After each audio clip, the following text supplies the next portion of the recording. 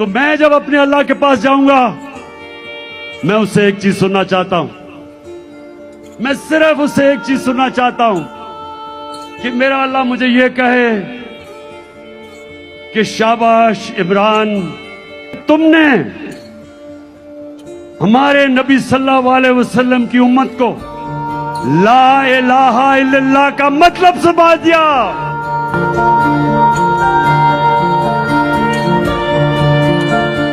سجدہ آپ نے کیوں کیا؟ اب میں آپ کو سمجھاتا ہوں, یہ سجدہ نہیں تھا. اچھا, یہ رسپیکٹ عاجزی میں, عقیدے میں, یہ میں اللہ کے ایک عظیم انسانوں میں سے سمجھتا ہوں, اور یہ آؤٹ آف رسپیکٹ. اکثر میں نے پی ٹی آئی کے لوگوں سے بات کی ہے تو وہ یہی کہتے ہیں کہ جی اس نے سجدہ تعظیمی کیا تھا. نعوذ باللہ, یہ سجدہ تعظیمی کیا ہے؟ یہ میں نے پہلی بار ہی سنا ہے. اللہ کے سوا تو کسی کو سجدہ کیا ہی نہیں جا سکتا. جو کرے گا وہ شرک کرے گا. خاتم النبیین محمد صلی اللہ علیہ وآلہ وسلم اللہ کی بہترین, اللہ نے جتنی بھی تخلیق کی ہے, جتنی مخلوق پیدا کی ہے, اس میں سب سے بہترین اللہ نے خاتم النبیین محمد صلی اللہ علیہ وسلم کو بنایا. اور ہم جتنا مرضی خاتم النبیین محمد صلی اللہ علیہ وسلم سے محبت کرنے والے بن جائیں, ہم صحابہ کرام جیسے محبت نہیں کر سکتے. تو مجھے کوئی ایک مثال بتا دیں کہ صحابہ کرام میں سے کسی ایک نے بھی نعوذ باللہ محمد صلی اللہ علیہ وسلم کو سجدہ کیا. کسی نے نہیں کیا. ایون حضرت محمد صلی اللہ علیہ وسلم نے منع فرمایا کہ اللہ کے سوا کسی کو سجدہ نہیں کرنا. اب پی ٹی آئی والے جو ہیں وہ اس چیز کو غور ہی نہیں کرتے, بلکہ عمران خان کو ڈیفینڈ کرتے ہیں کہ جی اس نے تو شرک ہی نہیں کیا. اس نے, کوئی کہتا ہے کہ جی زمین کو چوم لیا ہے, کوئی کہتا ہے کہ تعظیمی سجدہ کر دیا ہے.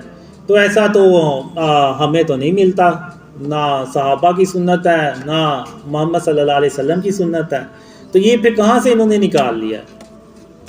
تو اب جتنا جلدی عمران خان اس چیز کو ریئلائز کرے گا, جتنے جلدی عمران خان کے سپورٹرز اس کو ریئلائز کریں گے, اتنا ہی ہم شرک اور اس کی اقسام پہ قابو کرنے میں کامیاب ہوں گے. یہ جو ہم مزاروں پہ چلے جاتے ہیں, منتیں مانگتے ہیں اللہ کو چھوڑ کے کسی اور سے, یعنی جو اس دنیا سے جا چکے ہیں, اب جو اس دنیا سے چلا گیا وہ کیا کر سکتا ہے؟ کچھ بھی نہیں. تو ہمیں اللہ رب العالمین سے مدد مانگنی چاہیے اور اللہ پہ توکل کرنا چاہیے, بالکل اسی طرح جیسے کہ حضرت عمر رضی تعالیٰ عنہ نے اللہ پہ توکل کیا اور وہ اس وقت کے جو قحط زیادہ جو علاقہ تھا, جو قحط پڑا ہوا تھا, اس سے وہ باہر نکل آئے. تو آج پاکستان کی بھی آپ حالت دیکھیں, حالات دیکھیں, آپ کو بالکل ایسے لگے گا جیسے پتہ نہیں پاکستان میں جو ہے نا وہ کوئی قحط پڑا ہوا ہے. اگر آپ, ظاہر سی بات ہے, اگر کھانے پینے کی پرائسز اتنی ہائی چلی گئی ہوئی ہیں, اتنی اوپر چلی گئی ہیں, تو وہ تبھی ہوتا ہے جب کسی ملک میں اللہ معاف کرے وہ کوئی قحط کی صورتحال پیدا ہو جائے. تو اگر آج ہم نے اس سے نکلنا ہے تو آج ہم نے اللہ سے توبہ کرنی ہے اور شرک اور اس کی اقسام سے توبہ کرنی ہے اور اللہ کو راضی کرنا ہے. تبھی اس ملک میں خوشحالی آئے گی اور عمران خان تبھی کامیاب ہو سکیں گے جب وہ اللہ سے توبہ کریں گے. اب یہ جو یوسف علیہ السلام کی بات کرتے ہیں کہ ان کو بھی تو سجدہ کیا گیا تھا. پہلی بات تو یہ کہ وہ ہماری شریعت نہیں ہے. جب خاتم النبیین محمد صلی اللہ علیہ وسلم آگے تو پچھلی ساری شریعتیں جو ہیں نا وہ ختم ہو جاتی ہیں. تو ہم نے صرف محمد صلی اللہ علیہ وسلم کی شریعت کو فالو کرنا ہے, ہم نے کسی اور کی شریعت کو فالو نہیں کرنا. اور رہی بات یوسف علیہ السلام کی, تو وہ اللہ کے نبی ہیں, تو اور وہ اللہ نے سند اتاری ہے اس چیز کی قرآن میں. اور جو حضرت یعقوب علیہ السلام ہیں وہ بھی اللہ کے نبی ہیں. تو جب اللہ کے نبی کو کوئی خواب آتا ہے تو وہ اللہ کی طرف سے وحی ہوتا ہے, وہ اللہ کی طرف سے ایک حکم ہوتا ہے.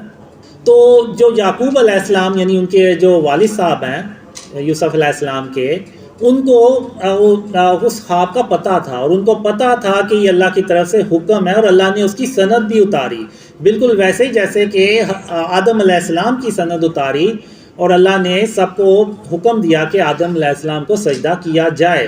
تو اللہ نے وہ سند اتاری اللہ نے ان کو حکم دیا تو وہ انہوں نے یوسف علیہ السلام کو سجدہ کیا، اور یہ اللہ نے ان حکم بھی جاری کیا اور سند بھی اتاری۔ تو اللہ نے اس چیز کی کوئی سند نہیں اتاری ہوئی کہ نعوذ باللہ قبروں کو جا کے آپ سجدے کرنا شروع ہو جائیں۔